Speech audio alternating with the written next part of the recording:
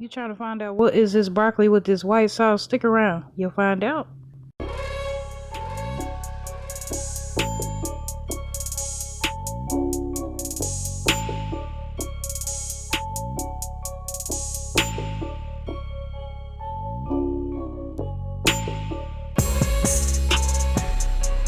Hey now, hey, happy Wednesday. I hope you're feeling blessed and refreshed. I'm back again with another one, and today, y'all already know we have cooking motivation. We won't waste any more time. Let's go ahead and jump right into it. Alright y'all, we are back with another cooking motivation. In today's video, I'm going to be showing you some breakfast, some lunch, and some dinner. So for breakfast, I'm going to be making these steaks. These box steaks actually come from Walmart. They are about $5.88, and sometimes when I go, they're like $7.48. So it just really depends on, when you catch them on sale. But what I'll do first is put a little butter in the pan. I'll let that butter start to get melted. And on the back eye there, you see I have a little pot with water in it. I'm going to be cooking some cream of wheat. Let me know, have you guys ever heard of cream of wheat before?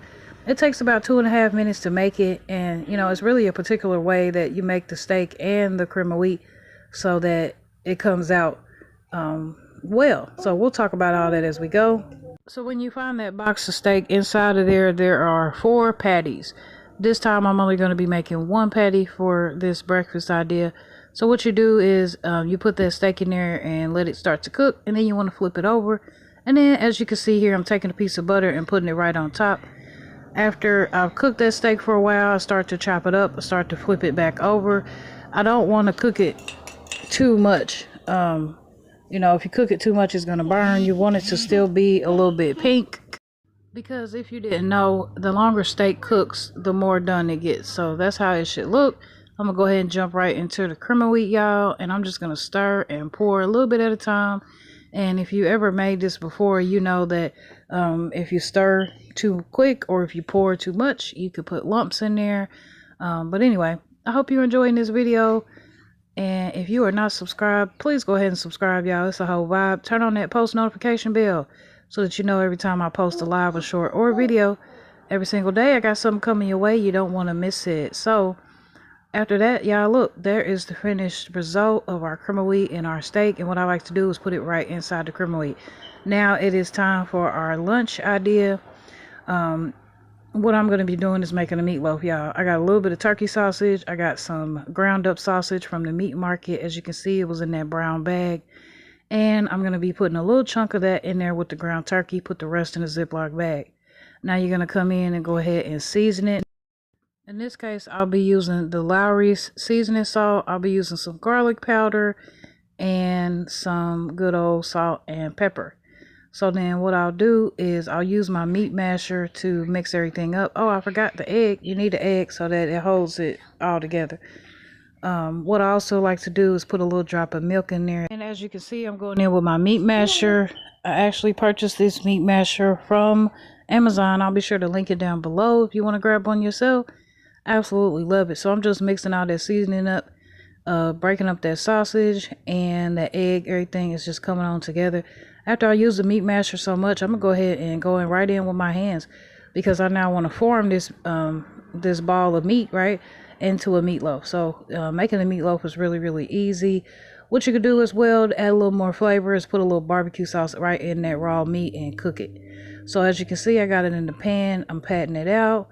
I could have made it a little bit more of a meatloaf by making that a little bit skinnier, but it came out pretty good, and you'll see in a minute. So that's how it should look. You got the ground turkey with the ground up pork sausage. So then I go ahead and put a little aluminum foil on top, put it in the oven on 350. I think it might have took about 30 minutes, maybe 45 minutes or so.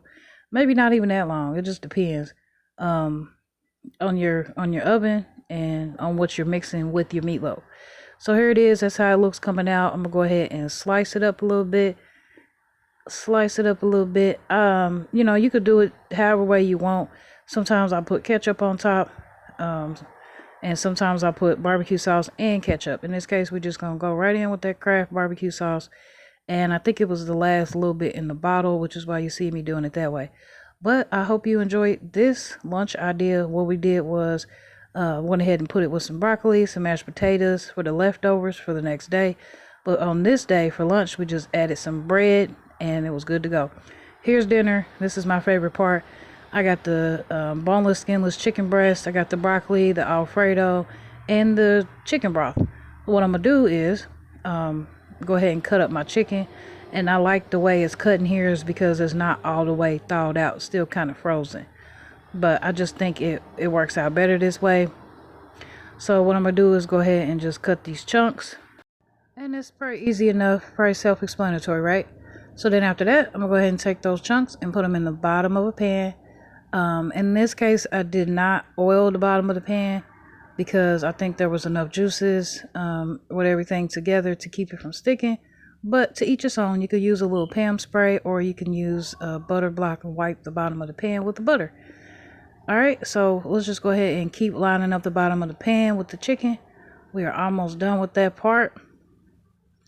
And I like to make it smaller chunks, and I like to make sure that I get all the chicken covering the bottom of the pan, you know, as much as you can. That's how it should look.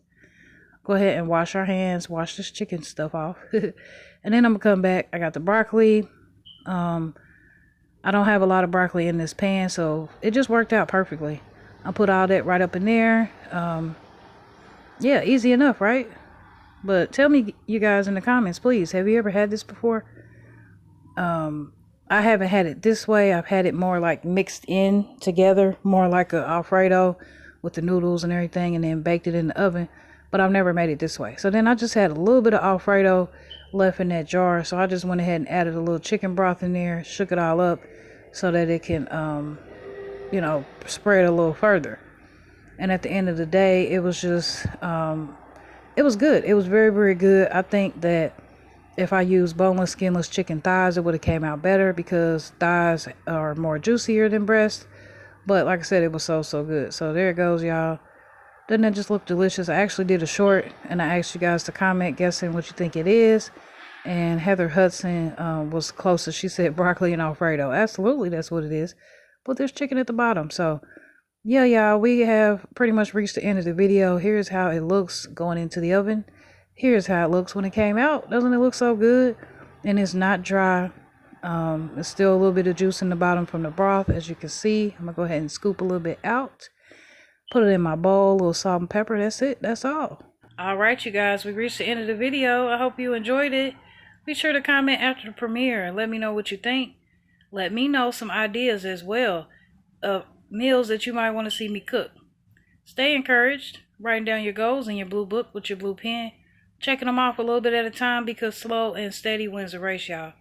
That's it. That's all. As always, remember, be true to yourself. Because if you can't be true to yourself, you can't be true to nobody else. Bye-bye.